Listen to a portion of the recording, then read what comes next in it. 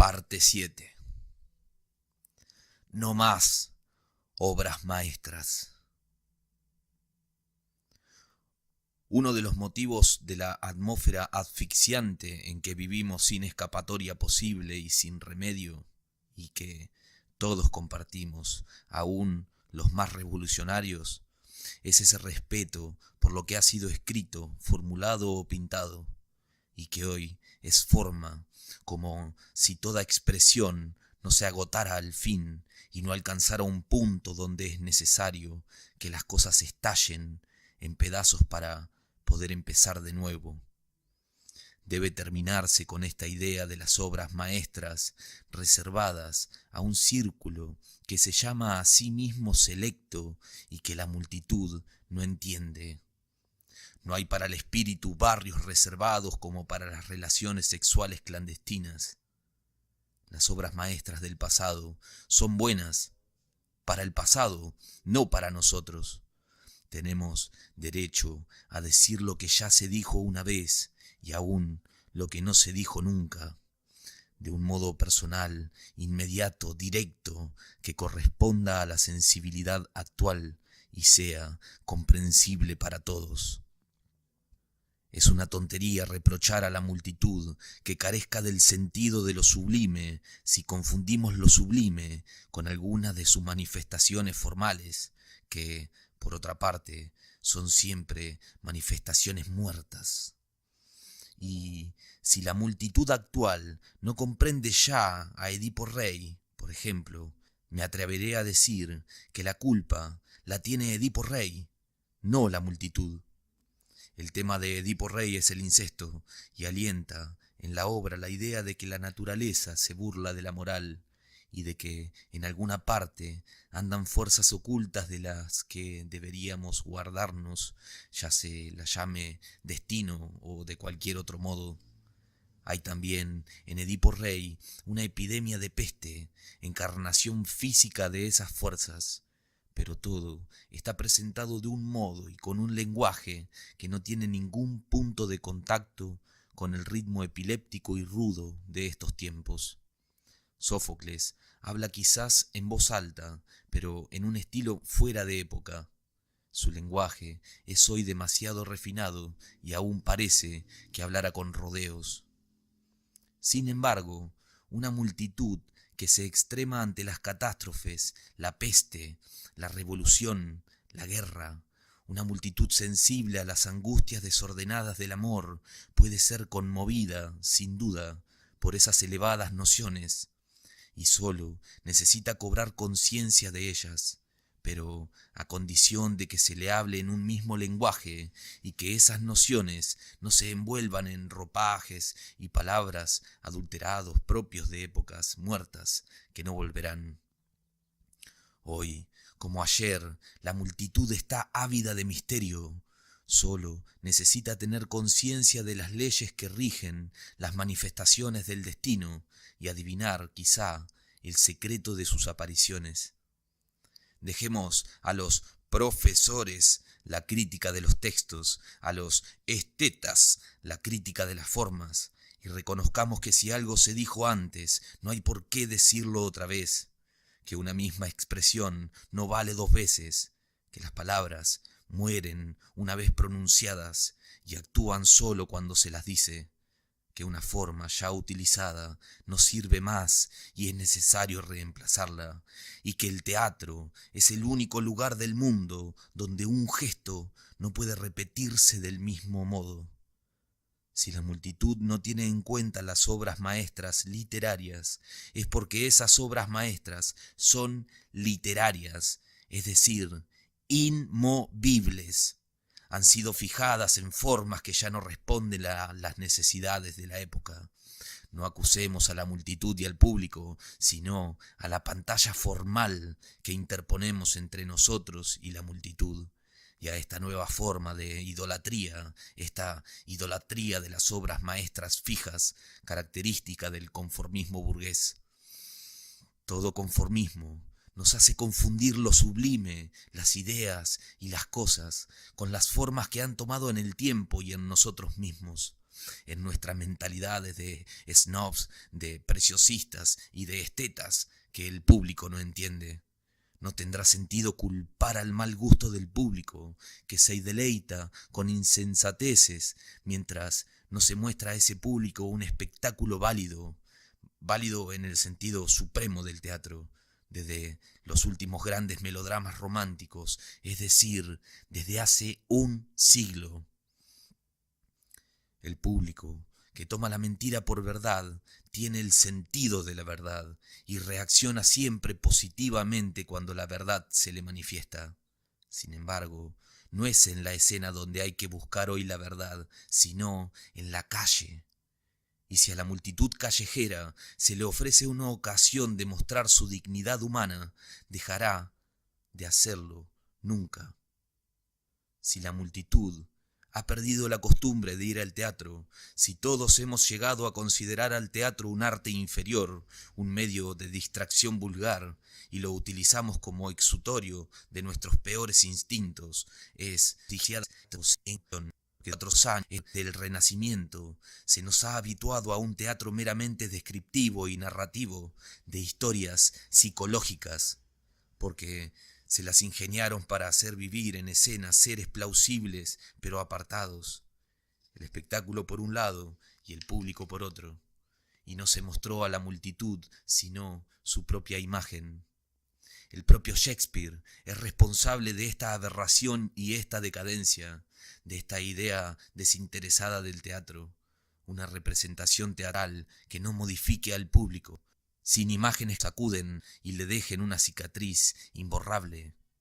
Cuando en Shakespeare el hombre se preocupa por algo que está más allá de sí mismo, indaga siempre en definitiva las consecuencias de esta preocupación en sí mismo, es decir, hace psicología. Creo, por otra parte, que todos estamos de acuerdo en este punto, y no es necesario descender hasta el repugnante teatro moderno francés para condenar al teatro psicológico.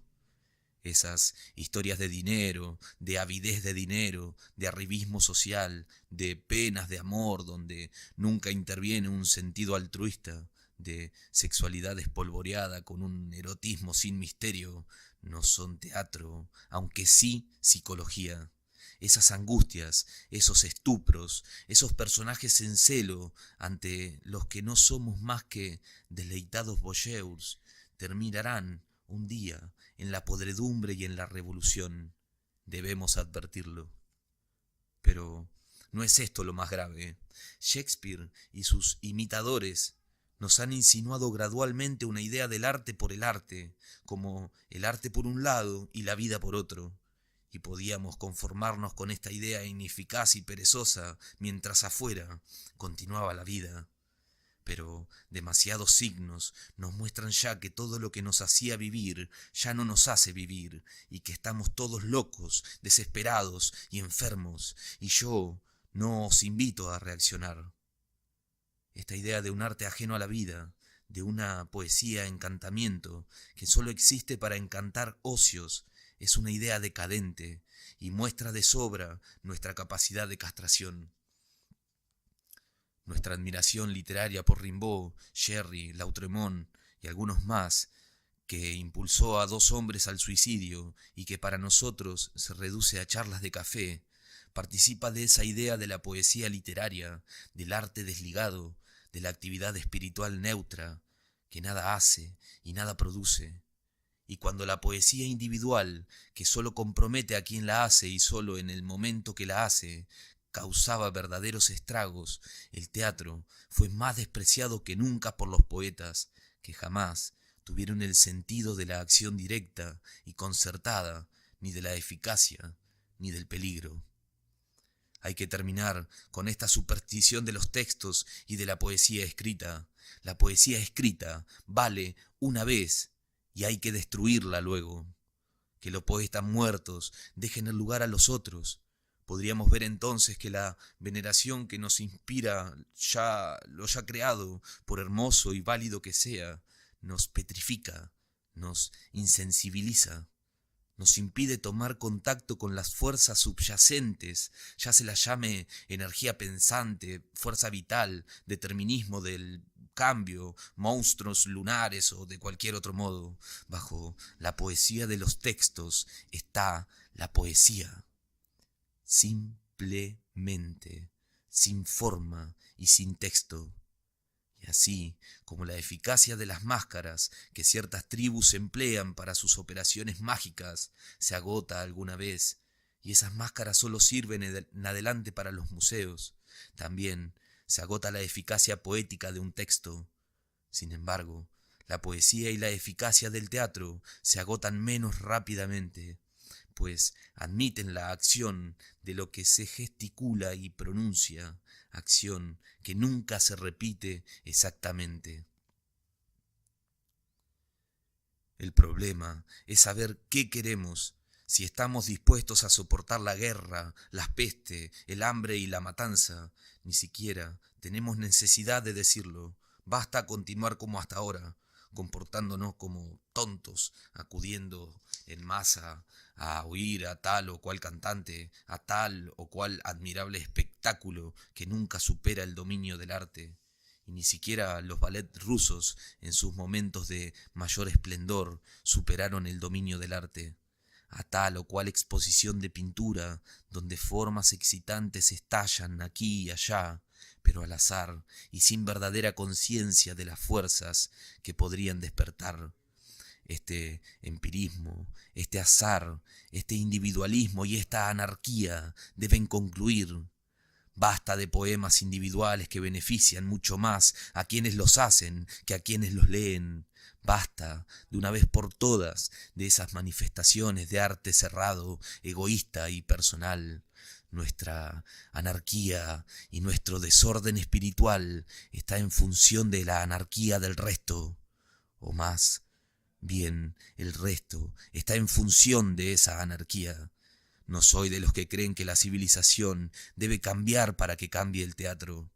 Entiendo, por el contrario, que el teatro, utilizado en el sentido más alto y más difícil posible, es bastante poderoso como para influir en el aspecto y la forma de las cosas, y el encuentro en escena de dos manifestaciones apasionadas, de dos centros vivientes, de dos magnetismos nerviosos, es algo tan completo, tan verdadero, hasta tan decisivo como el encuentro en la vida de dos epidermis en un estupro sin mañana.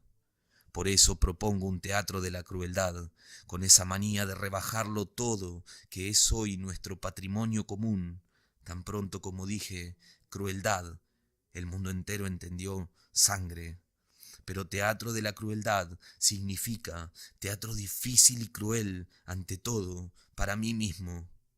En el plano de la representación de esa crueldad no es la que podemos manifestar despedazándonos mutuamente los cuerpos, mutilando nuestras anatomías o, como los emperadores asirios, enviándonos por correo sacos de orejas humanas o de narices recortadas cuidadosamente, sino la crueldad mucho más terrible y necesaria que las cosas pueden ejercer en nosotros. No somos libres y el cielo se nos puede caer encima. Y el teatro ha sido creado para enseñarnos eso ante todo. O nos mostramos capaces de retornar por medios modernos y actuales a esa idea superior de la poesía, y de la poesía por el teatro que alienta en los mitos de los grandes trágicos antiguos, capaces de revivir una idea religiosa del teatro, sin meditación, contemplación inútil y vagos sueños, de cobrar conciencia y dominio de ciertas fuerzas dominantes, ciertas ideas que todo lo dirigen, y, pues, las ideas cuando son eficaces llevan su energía consigo, de recobrar en nosotros esas energías que al fin y al cabo crean el orden y elevan el valor de la vida. O solo nos resta abandonarnos a nosotros mismos sin protestas e inmediatamente, reconociendo que solo servimos para el desorden, el hambre, la sangre, la guerra y las epidemias. O retrotraemos todas las artes a una actitud y una necesidad centrales, encontrando una analogía entre un movimiento de la pintura o el teatro y un movimiento de la lava en la explosión de un volcán. ¿O debemos dejar de pintar, de gritar, de escribir o de hacer cualquier otra cosa? Propongo devolver al teatro esa idea elemental mágica retomada por el psicoanálisis moderno, que consiste en curar a un enfermo haciéndole adoptar la actitud exterior aparente del estado que se quiere resucitar.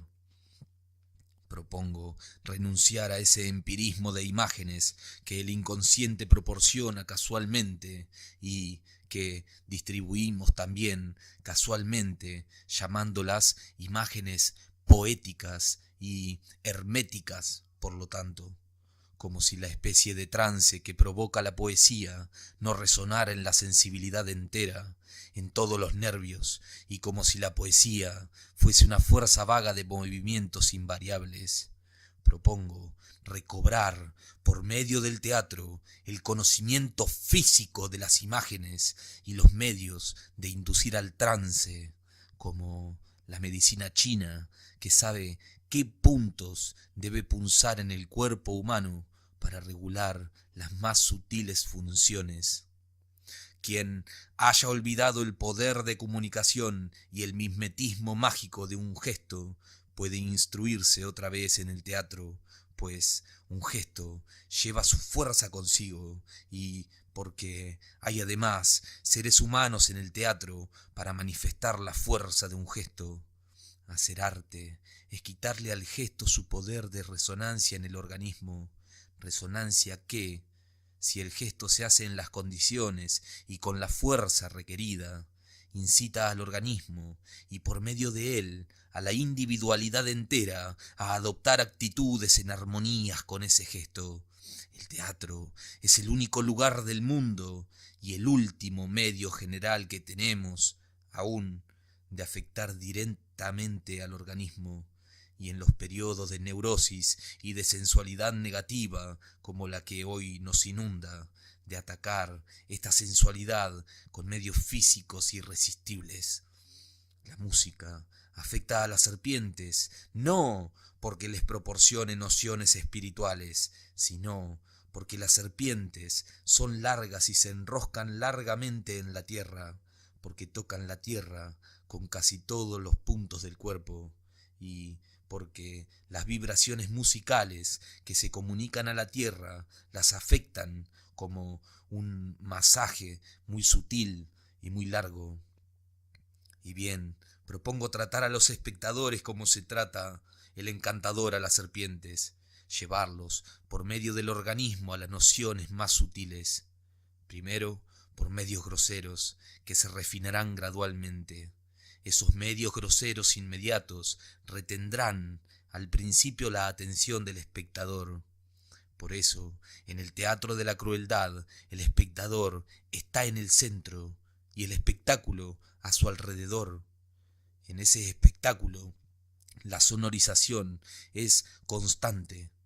Los sonidos, los ruidos, los gritos son escogidos ante todo por su calidad vibratoria y luego por lo que ellos representan. Entre esos medios que se refinan gradualmente interviene en su momento la luz.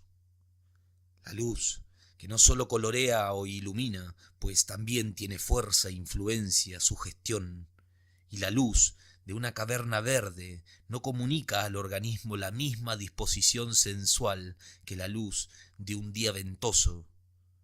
Tras el sonido y la luz llega la acción, el dinamismo de la acción. Aquí, el teatro, lejos de copiar la vida, intenta comunicarse con las fuerzas puras y, ya se las acepte o se las niegue, hay, sin embargo, un lenguaje que llama fuerzas a cuanto hace nacer imágenes de energía en el inconsciente y crímenes gratuitos en la superficie. Una acción violenta y concentrada es una especie de lirismo. Excita imágenes sobrenaturales, una corriente sanguínea de imágenes, un chorro sangriento de imágenes en la cabeza del poeta y, en la cabeza del espectador. Cualquiera sean los conflictos que obsesionen la mentalidad de una época, desafío al espectador que haya conocido la sangre de esas escenas violentas, que haya sentido íntimamente el tránsito de una acción superior, que haya visto a la luz de esos hechos extraordinarios los movimientos extraordinarios y esenciales de su propio pensamiento. La violencia y la sangre puestas al servicio de la violencia del pensamiento. Desafío a esos espectadores a entregarse fuera del teatro a ideas de guerra, de motines y de asesinatos casuales. Así, expresada esta idea, parece atrevida y pueril. Se pretenderá que el ejemplo crea ejemplos, que si la actitud de la curación induce a la curación, la actitud del crimen induce al crimen. Todo depende de la manera y la pureza con que se hagan las cosas. Hay un riesgo, pero no se olvide de que, aunque el gesto teatral sea violento, es también desinteresado, y que el teatro enseña justamente la inutilidad de la acción, que una vez cometida no ha de repetirse, y la utilidad superior del estado inutilizado por la acción, que una vez restaurado produce la sublimación. Propongo, pues, un teatro donde violentas imágenes físicas quebranten e hipnoticen la sensibilidad del espectador, arrastrado por el teatro como por un torbellino de fuerzas superiores. Un teatro que abandone la psicología y narre lo extraordinario, que muestre conflictos naturales, fuerzas naturales y sutiles, y que se presente, ante todo, como un excepcional poder de derivación. Un teatro que induzca al trance, como inducen al trance las danzas de los derviches y de los aizaguas, y que apunte al organismo con instrumentos precisos y con idénticos medios que las curas de músicas de ciertas tribus, que admiramos en discos, pero que somos incapaces de crear entre nosotros. Hay aquí un riesgo, pero en las presentes circunstancias me parece que vale la pena aventurarse. No creo que podamos revitalizar el mundo en que vivimos, y será inútil aferrarse a él. Pero propongo algo que nos saque de este marasmo, en vez de seguir quejándonos del marasmo, del aburrimiento, la inercia y la estupidez de todo.